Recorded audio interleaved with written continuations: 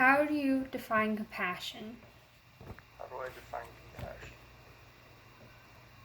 I would say it's a form of empathizing with others that's positive.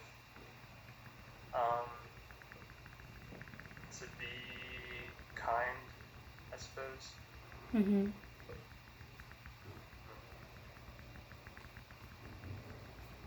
I would say that it's generally a positive thing. I can't think of a negative compassion. Mm-hmm. Might be kind of an intrinsic definition where you have to give more examples than an actual definition. Yeah. So in that way, it could be empathizing with others and helping them. Those would all be examples of compassion. Mm-hmm. On to the second question. Explain what you think motivates people to act compassionately. What motivates people? I would say that it's probably an evolved and learned trait. Um, a lot of people feel good about themselves when they help others. So I would say that's the main motivator, Yeah. is to make yourself feel good when you help others. Mm-hmm. Describe what factors determine how and when we act with compassion. What factors determine? Uh, that's definitely a subjective thing. It depends on who is acting, but in a very general sense, I think it trends towards people who are in need of compassion being acted upon them.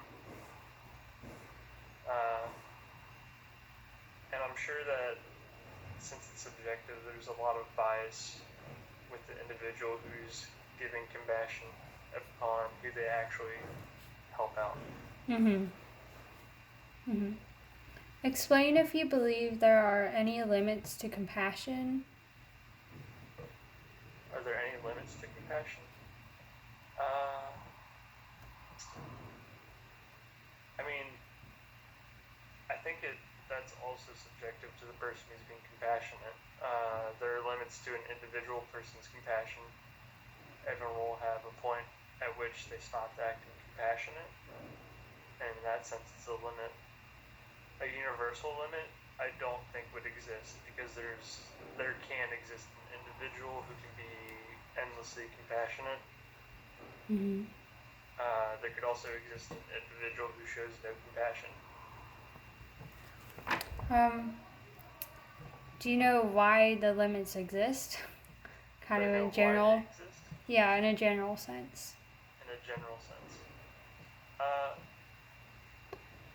well, in the general sense, I would say that the limit is zero compassion because you can't be negatively compassionate. And then, as I said, in a general sense, you can't have a limit on the capacity for compassion except on an individual level.